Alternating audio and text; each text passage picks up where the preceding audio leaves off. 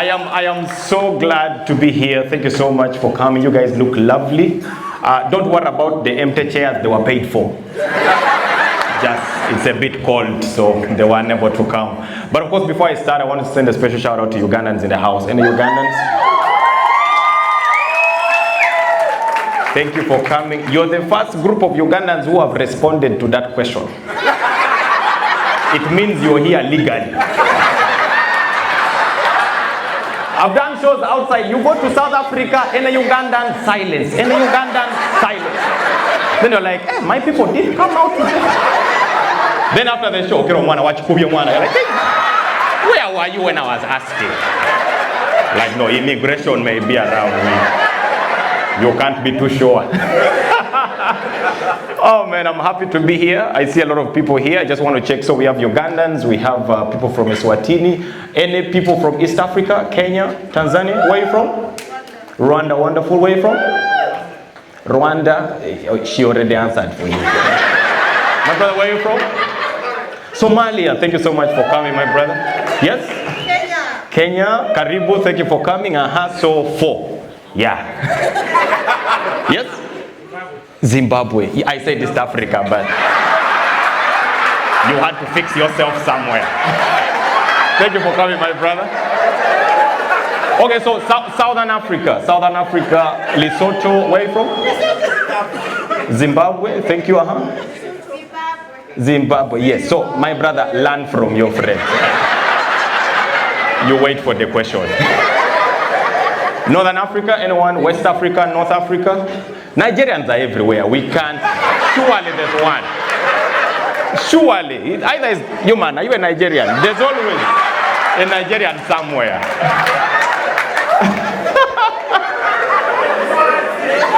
It's good to be here.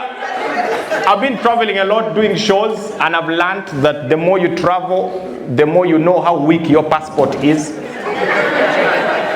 I'm from East Africa. I was reading an article recently. The Ugandan passport is rated, I think, number 78 or something. You know, which is not bad. But me, I've used it. I know it's bad. Let me tell you, you don't know how weak your passport is until you arrive in another country. And you're in that line for immigration. That's where you know a strong passport and a weak passport. Because I've seen people with strong passports. They are so calm. Like you've entered a foreign country. You've seen those white people, like people with American passports. They're always in shorts, you know, t-shirts.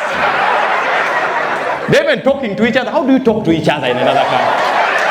Oh, yeah, bro. How long are you here? You're 2 days. Well, I'm just here for a couple of weeks. Yeah, you're going back to the States, and now I'm going to the UK. Oh, wonderful, man. Good to see you. I saw this guy. Last year I went to South Africa. I was in the queue.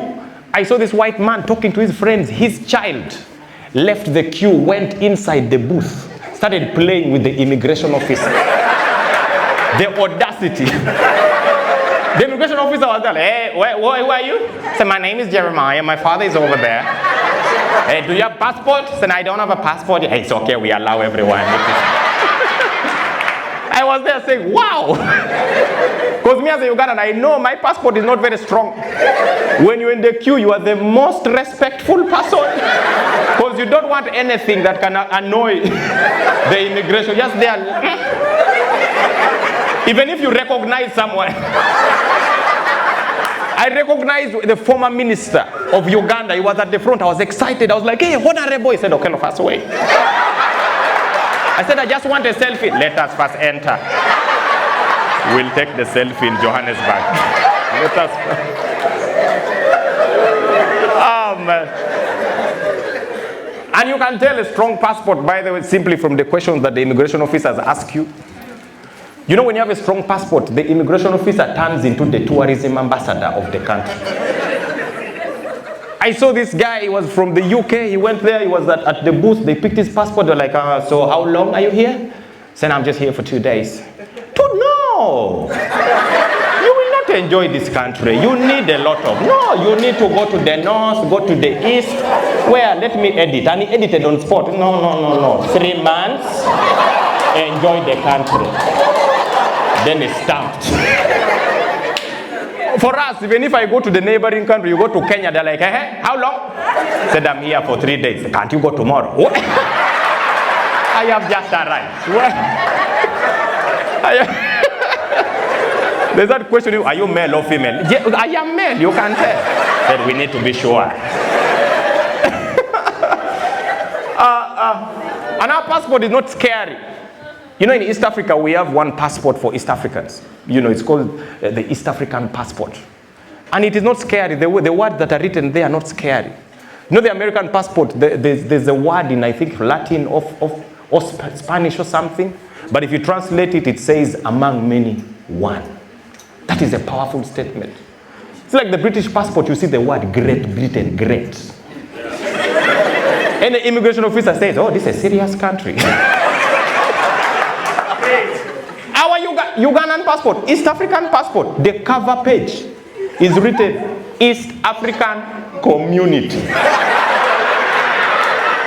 What is scary about the word community, my brother?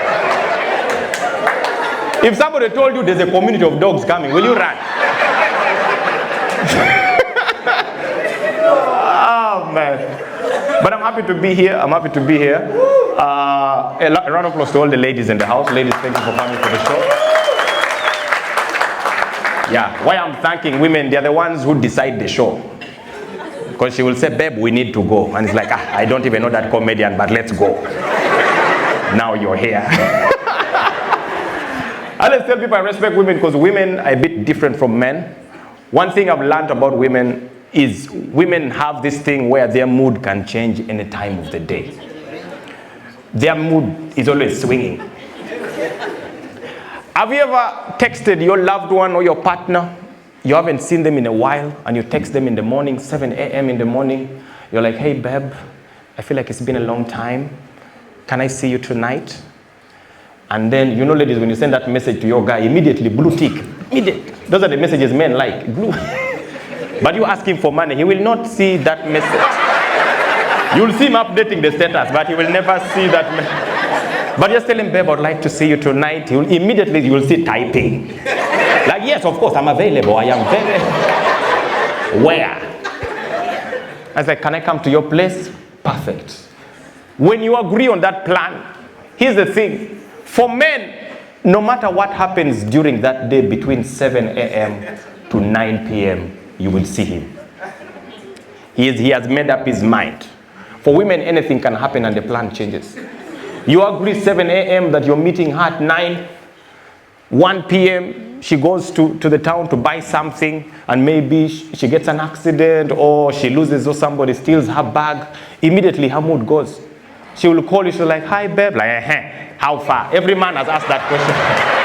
Where have you reached? Where? I said, no babe, I've actually called you to tell you I'm not okay. I said, no, be okay. I said, no, honestly, like the mood, I don't feel it. Like, no, keep the mood, baby, keep.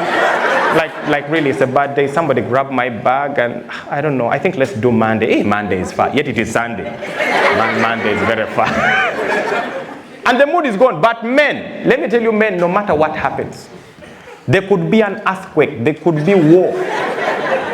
There could be floods. That man will see you. Those are the people you see in riots moving towards the police. They're like, boss, where are you going? I have a meeting.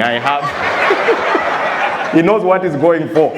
He could literally have an accident. A man can have an accident. He's coming to see you, and then on the way he gets an accident, and they take him to the emergency room, and the doctors call you because your number is the last number. And they're like, hello, who are we talking to? Like, my name is Sheila. Why do you have my boyfriend's number? Like, we have him here at the emergency room. He got an accident. Could you please come? And then you come rushing. In your mind, you think the program is off. You don't know men. You arrive at the emergency room, the nurses call you, they're like, hey, Sheila, yes, please come. So John has a problem. He got an accident, but you can see the doctor. You go to the doctor briefs you about how serious the issue is. Like, yes, it's really bad. It's really bad. We need to take him for surgery, you know. The accident, all the muscles of the leg are torn, the bones, we don't know. We need, what's your blood group? AB, okay, we need somebody with O+, because we need to put blood and everything. But I think if you could see him before he goes for surgery, that would be good. So you walk in all sympathetic, you think the program is off. You go next to the bed, you're like, babe, this is really bad. It's a small issue, it's just Just a few scratches, I'm okay. Say, but they told me that all the muscles are torn. Say, yeah, the muscles are torn, but this one is still... The main muscle is okay. Those are the men you see limping out of the hospital. Just, they're like, where are you going? I have a meeting. I have...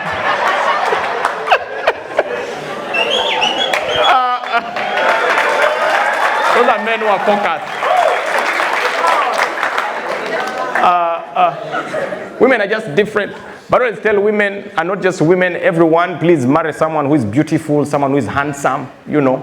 Because it's easy to introduce them to your friends. Have you noticed? Ladies know what I'm talking about. You want to brag about your man, but you can't show people his photo. They're like, guys, he's really nice. Like, do you have a photo? He doesn't post a lot. You know why he doesn't post a lot. Because when your partner is beautiful or handsome, it's easy, you know. You can try to hide them from people, but one day, you'll bump into your friend on the way. You're just walking on the street with your girlfriend, and then you see somebody you went with to school. As you're walking, like, hey! Peter, how are you? Said you okay? Hey! This must be, this must be the one. And by the way, let me tell you, men, this is what I tell people, always try to meet your friends when they are sober. Because when people are sober, they will lie to you just to accommodate your feelings. He knows that your woman is ugly, but he will not say it. You meet him in the afternoon, he's over like, hey, this must be madam. He said, yeah, this is the lady I was telling. This is Jennifer. Jennifer, why don't you go for Miss World? Beautiful. When are you marrying her? Marry her before men see her. This is a treasure. And you also there saying, I marry. Hey, please, this is beautiful. Because he's sober. Meet the same guy, 2 a.m. in the club. You're in the club with your woman, you're having fun, and then you didn't know he's also there. As he's walking by, he says,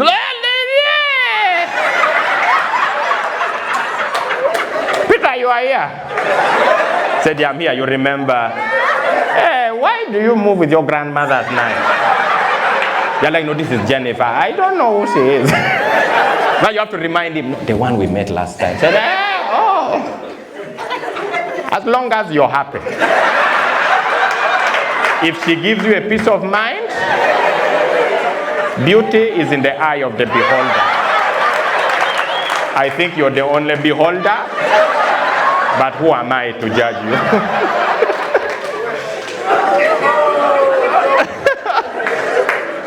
Get a partner who is nice looking, because at the end of the day, you get children, and the children don't get beautiful by mistake. No.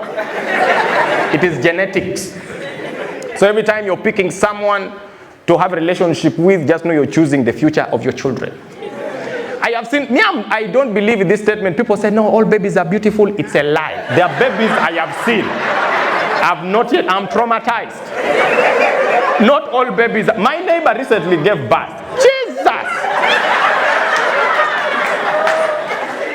You've seen a 1 week, a child is 1 week. But the child looks like he hasn't paid rent for 4 months. The baby looks stressed.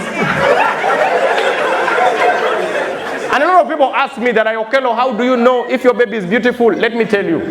When your friends come to visit you, if they don't ask for the baby,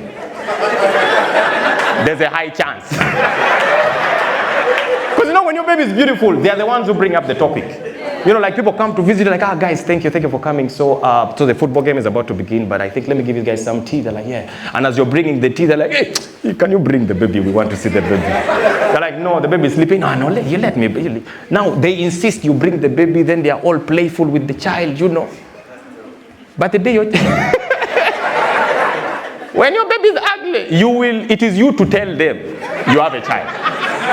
Because you'll bring tea, you're like, guys, let me bring some tea. They're like, yeah, you bring tea leaves and sugar. Then as you're bringing, then they are talking, they start discussing politics. They're like, but I don't know this time. I don't really think the Prime Minister has done much. With this man, he was very corrupt. We cannot allow. Then it is you to now bring, you're like, hey, by the way, can I bring the baby? They're like, no, babies have to rest. Let the child sleep. It's good for the development of the brain. You're like, no, but you guys haven't seen. No, we have had stories. You can't. You have to insist and force your child on people. Now you bring the baby, they hold the baby. And when they hold the baby, you can tell. Because when your baby is beautiful, people play with the face and they talk about the face. So like, oh, they start singing for the baby songs. Oh, kuchi kuchi ah. Oh baby, oh. And those babies also know they are beautiful. They're always smiling. They are playful. They know. And then they start talking about the face of the baby, like, oh my God, oh Jacqueline, her eyes. These are your eyes, copy and paste. Oh, look at the lips. They only talk about nice parts. By the way, why? I have a complaint. God is very funny. Why is it that every nice part of the child is for the mother? Fathers, we take weird parts. I don't know why. The eyes are for the mother, the cheeks, oh, the lips. Oh my God, Jackie, these are your lips. Then eventually they say, the toenails are for the father. The elbow is yours, Brian. The elbow. Copy and paste. But see, when your baby is beautiful, people talk about the face, the lips, the cheeks, everything. But let me tell you, when your baby is ugly, it is you to force them to talk about the face. Somebody holds your baby and the baby looks at you as if he met you somewhere.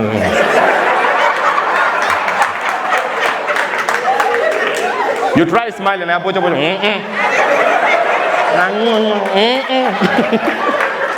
have I done to you? Nobody talks about the face. It is you to keep asking them, have you guys seen the eyes? Yeah, he has 2 eyes. One on the left, one on the right. They're like, yeah, even the eyelashes and what? Yeah, they're available. We can see. Yeah. But his back is very strong. Eh? He will manage Africa. But I always tell people, make money, guys. Money changes your life. Something happened to me last year that everywhere I go, I have to share.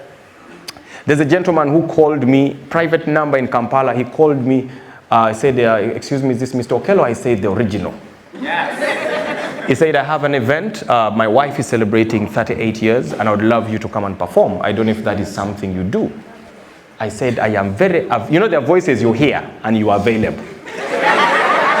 Before he told me the date, I said, I am outside. Said, do you do? I said, I do private functions. He said, wonderful. Now, this is the thing this man did that I realized I need to change my friends. This man directed me to his place in one sentence. And that's when I knew when you have money, it's easy to direct people to your place. You can direct people in one sentence. So I asked him, I said, okay, sir, where's the event going to happen? He said, okay, what you're going to do? So there's a very rich place in Kampala called Kololo.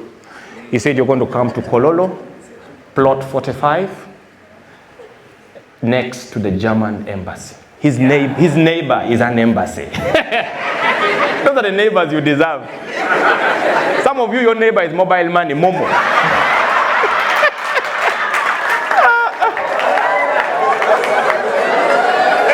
You're trying to sleep in the afternoon, all you're hearing is 500, 400, deposit, you're depositing. That's what you're hearing. This man's neighbor is an embassy. And then he said something that really stuck with me. He said, Okello, it's a black gate, you can't miss it. I said, what did you say? He said, you can't miss it. None of my friends has ever used the word can't. Guys, I left home on the day of the event, went, I saw plot 45, I saw the German embassy, I saw a black gate, I said, this is the one, this is the one. I went to the gate. You know those gates that have a bell outside, like you ring the bell. Now me, poor people, we don't know that bell, when you ring, it makes noise from inside. So we don't know that it is ringing. So I'm out there pressing non-stop. These people are around really. I'm causing chaos in the house.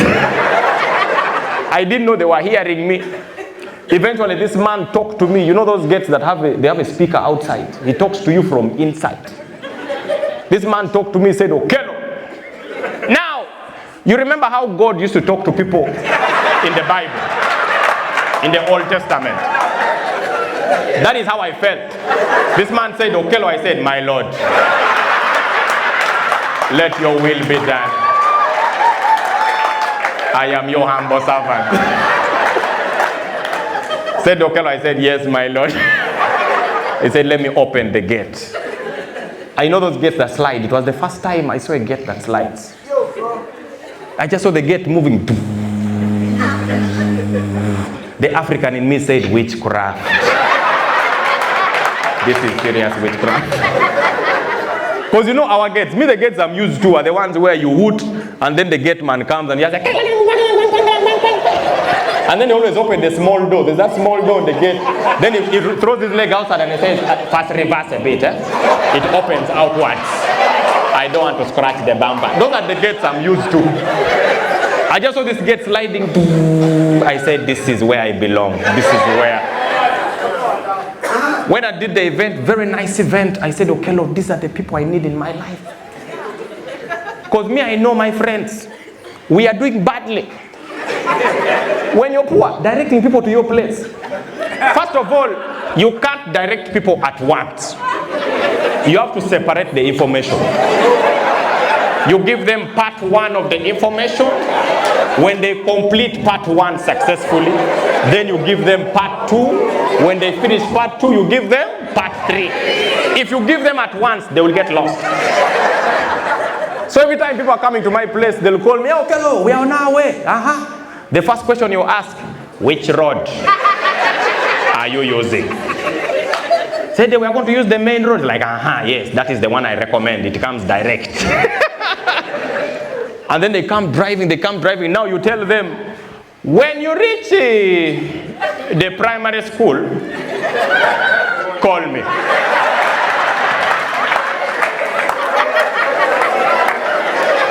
Now they come rushing. When they reach the school that you told them, they say, hey, Okello, we are here. What do we do? Now the second question you ask, everyone has asked this question. Part two, you ask them, what are you seeing around you? Tell me your surrounding. Because I need your surrounding to help you. I need to know where you are. Now they start telling, hey, we are here, there's a school on the right, there is a hospital on the left, there is a roundabout, what is the plan? Then you tell them, now come to the roundabout. When you reach the roundabout, call me. By the way, if you understand these questions, you are the target audience. You need to work hard. You need to work hard in 2026. Now they reach the roundabout, they are stuck, they don't know what to do. Then you go to part three. Part three is what gets me every time. They now call you, they're like, we are at the roundabout, what do we do? Then you tell them, now, wait for me. Let me come. And I pick you. Do you know what that means? That means no matter what I say, you will get lost. I need to come and pick you physically. Bring you to my door. Now, every time somebody would tell me, wait for me, in my head, I'm like, you think I'm stupid? Just direct me. I feel it is unnecessary. Until when they pick you. And they take you. You see how many, you go under a bridge, you turn left, you enter someone's house, you come out.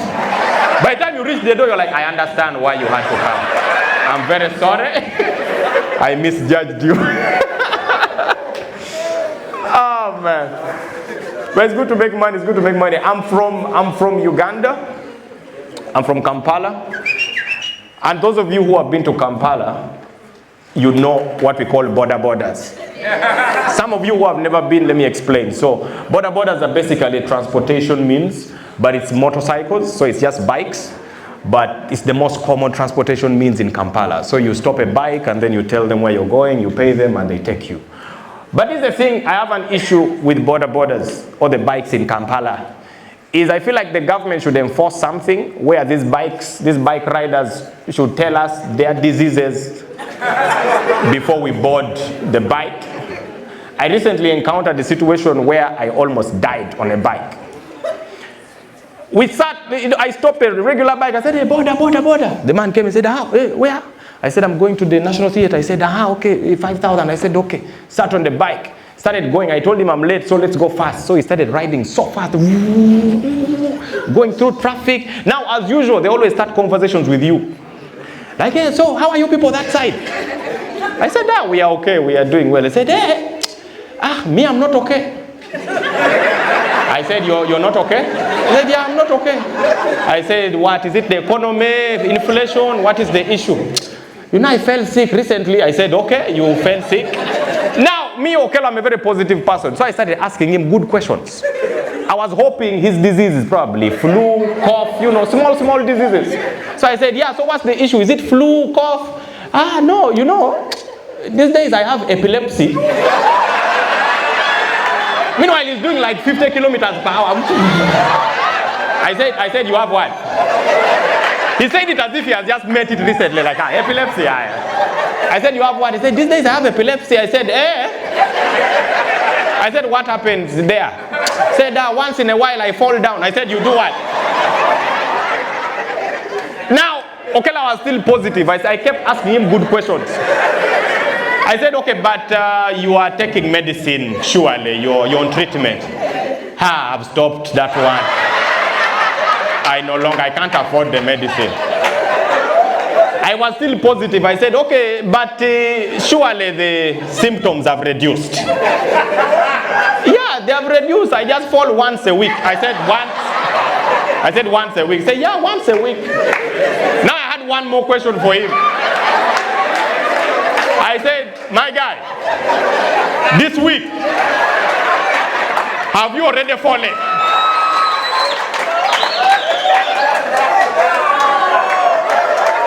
He looked at me and he said, I thank God I've reached Saturday without falling. I said, And it was Saturday. I said, Saturday is the last day of the week. Statistically speaking, you can fall now. I said, you park there. I said, we are about to reach. I said, you park there. You park. You will fall alone. I'm not falling with you.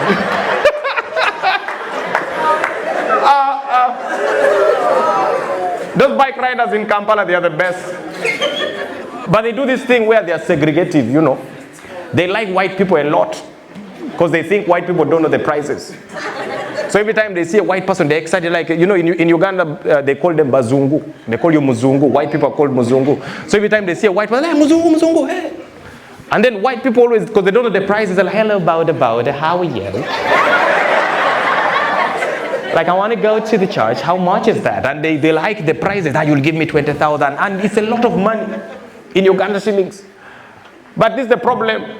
These days, borders, they have failed to differentiate between a white person and an albino. So sometimes they take albinos by mistake, thinking it's a white person. They see an albino coming, they're like, hey, Muzungu, Muzungu. And albinos in Uganda are very sharp. So they'll make sure they don't talk, because if they talk, they can tell the accent is off. So when they say Muzungu, the albino says, So the bike rider is like, this one, he doesn't even speak, I will manage him.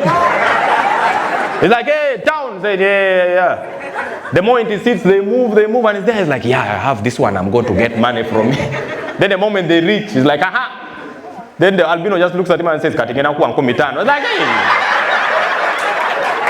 Why didn't you tell me from the beginning that you are from here? This is a fraud, my brother.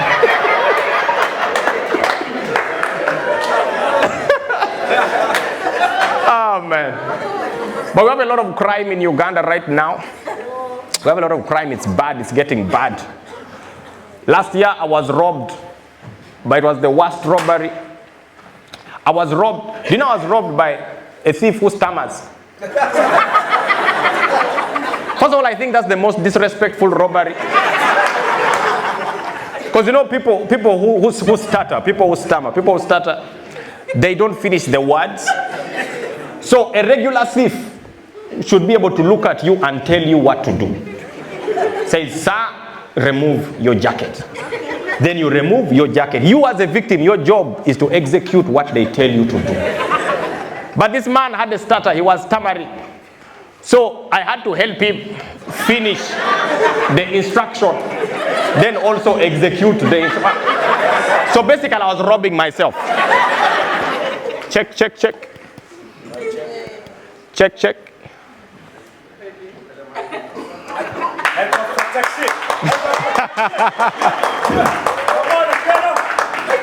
Thank you, thank you.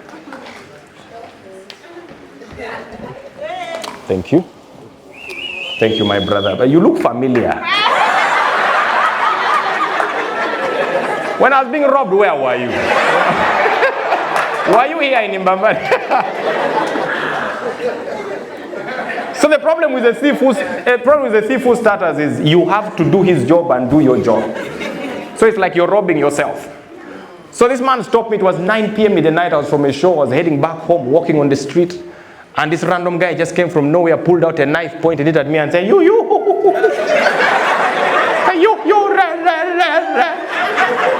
I was confused. I said, hey, what is the problem? Said, you. I said, I ran. He said, no. You go. I said, I go. He said, no. And I don't know why he was very, very fluent with no. But other words were not working. I said, I do what? Talk to me and we save time. Said, you. I said, I give you what? Said, give me your mama. I said, I give you my mother. He said, no. Give me your mama. Said, give me your mama money. I said, money, these are simple things. You should have told me quickly. I removed the wallet, I gave it to him. That's when I learned that thieves in Kampala, they actually go to church. After taking my wallet, he looked at me and said, God bless you. I said, my brother, I will slap you from here. But the crime is getting bad. Crime is getting bad. I've started going to church now to pray for the crime in Kampala. I'm a Catholic. I don't know if we have any Catholics in the house tonight. Okay. I'm a Catholic. Which other denominations do we have here? Do we have Islam? Yes. We have Catholics. What do you call born agains here? The Pentecostal church. They're called ministries. You people decide to take the whole. You know, I'm a Catholic. So I'm so used to going to Catholic church that every time I go to another church, I'm confused. Because you see, like as a Catholic, what I like about going to our churches is you know the church is about to end. Simply by counting how many times you have sat down. Because we're always sitting and standing. So if we have stood like 5 times, I'm like, surely we are about. We sit 2 more times and we are done.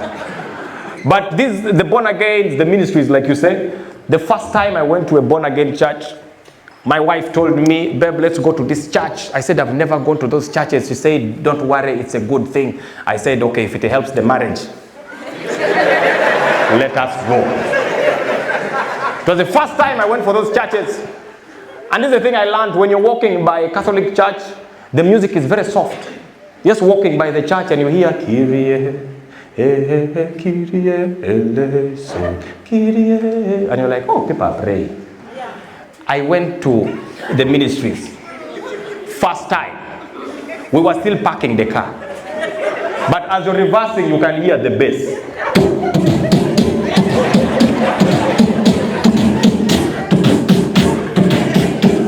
Remove the key, open the door, start hearing the vibration. Close the door, started walking towards the church. I took 1 step inside the church and the music just hits you. I just took 1 step. I can never turn back. It's already too late. I said, what is happening here? What is happening? Everyone was jumping, shouting. Then there's always ushers waiting for you. This lady looked at me and said, sir, you're welcome, you're welcome. I said, I am welcome. Where? I said, no, come. I said, come join us. I said, what are we doing? She said, we are chasing the devil. I said, okay. Guys, we chased the devil for 3 hours. You're not chasing the devil for 3 hours. After 3 hours, I started feeling bad for the devil. I asked my neighbor, but hasn't he gone? It's almost lunch. He doesn't go for lunchtime. It is already 1 p.m. I went to find the devil myself and I said, my brother, help us. Come back tomorrow. We need to go. It was my first time in those churches. But it's a good time. It's a good thing being here. Thank you so much for having me. I am very, very glad to be here.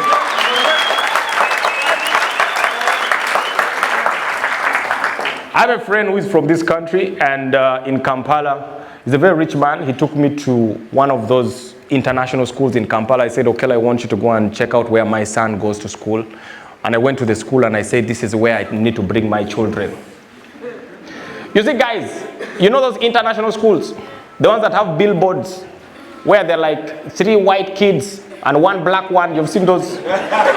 You've seen those billboards? And the white kids are always excited. They're always like, ah. Then the black one always looks confused. Like they just pulled him in the photo shoot. Just come, just be here. People will complain. I went to this international school for the first time and I was like, wow, this is what they call a school, you know. You walk in the school and you see the writings on the wall are just inspirational. Education is the best weapon you use to change the world. Nelson Mandela. And you say, yeah, this is what students should be reading. Okay, I went to a government school in Uganda. Government schools, you walk in, the first sign you see, avoid bad touches. Sex before marriage is a crime. You're like, why is a 2-year-old reading this? But the thing I realized, you know, these international schools, the teachers, they look like their subjects. Like the teacher is teaching French. And where's the teacher from? He's from France. So when the teacher is teaching you French, and he receives a phone call during the lesson, and he picks up the phone, he speaks French. So you are learning the theory, and you see the practical. Like the teacher is teaching you French, like a class. Today we're going to learn how to greet in Français. And in the morning you say bonjour, repeat after me, bonjour, bonjour. And in the evening you say bonsoir, repeat after me, bonsoir, bonsoir. And as he's telling you bonsoir, his phone rings. He picks the phone, he answers, and he speaks French. I don't know French, but you'll understand. He picks the phone and you see him walking away like, hey, comment tout à fait? Tout à fait? Coupe, coupe, bibamba. And you understand the French. And he comes back to the students, he says, hey, sorry, my wife was telling me about something, but let's continue with the lesson. And they continue teaching. For us, the schools we went to, government schools, the teacher who's teaching you French is from northern Uganda. If he receives a phone call, the language confuses you. So you find him teaching you French. Now we are going to learn French. French? In the morning, you say bonjour. Bon what? Bonjour. In the evening, you say bonsoir. Bon what? Bonsoir. In the afternoon, you say cassava. Cassava what? Cassava. And then his phone rings. Tuling, tuling, tuling. Like, sorry. Okay, la copy can go What he's saying is telling the other person, put the chicken in the house, it will die of coldness. By the time he comes back to you, you no longer know, are we learning French? Old war, what is happening here? Those are the schools we went to. But I don't know if you guys watched these movies. I don't know if they are popular here. But in Uganda, there were these movies, they're called telenovelas. You see the title, Don't Mess with an Angel. You know there's an angel somewhere inside here. People are messing with her. Those are the movies. My mother used to love those movies. They used to air them 8:30 p.m. for 30 minutes right before the 9 p.m. news. And you could know that she loved these movies so much that if she hasn't finished cooking dinner before the movie, we are not eating. So you'd find it's like 8:20, she's there cooking rice, you know, making the beans and the chicken and whatever, and she keeps asking you, hey, okay, has it started? You're like, not yet, mommy, and she keeps cooking. Now you forget to remind her it has started. So she just hears the soundtrack, you know that opening soundtrack? I don't know, they always had the same soundtrack. It always started with a guitar. So she's here cooking, and then she just hears a guitar from nowhere.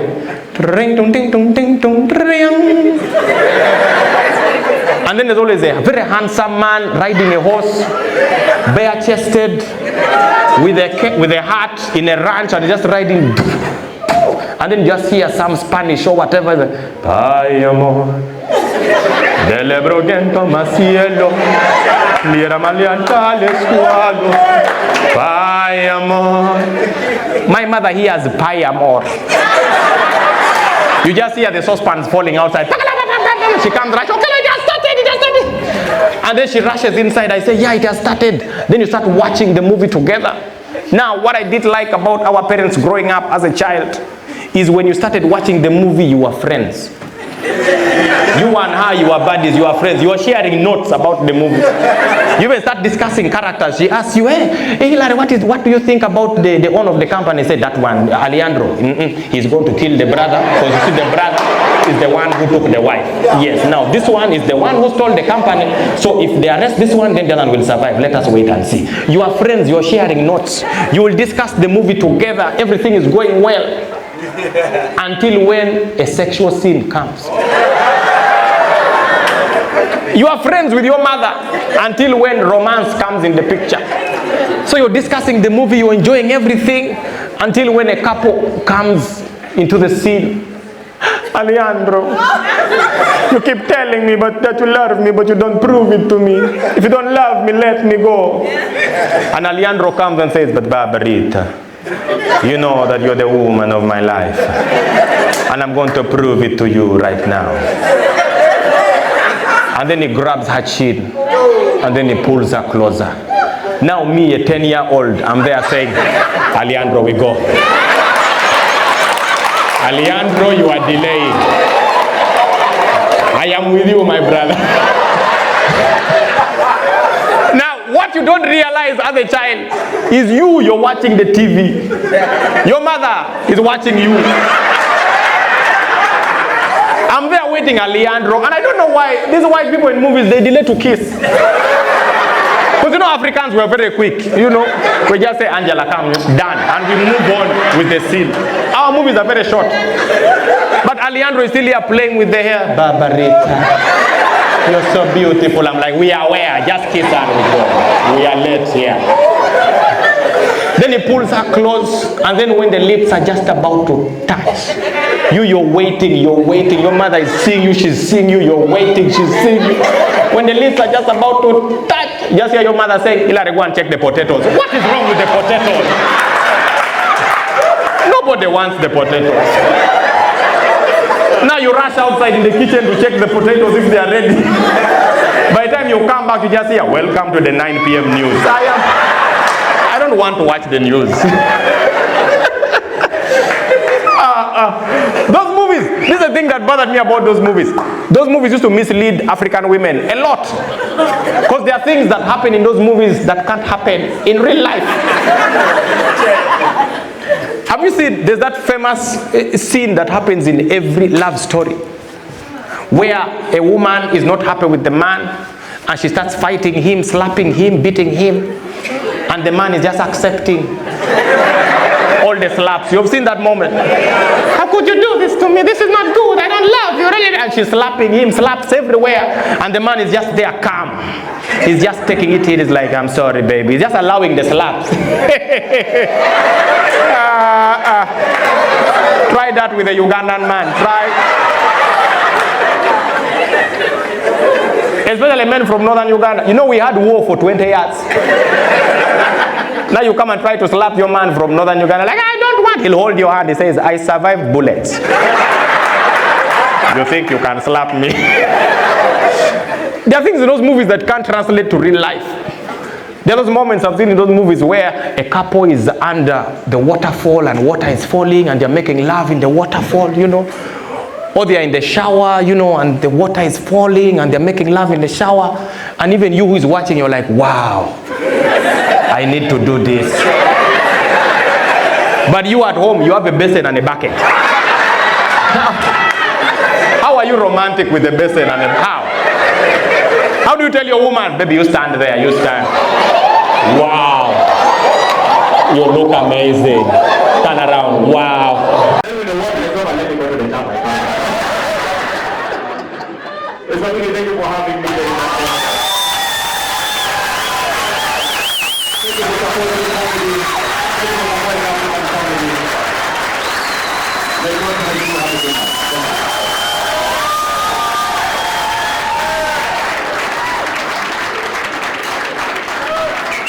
Yeah. On time to come to Hilary Okello.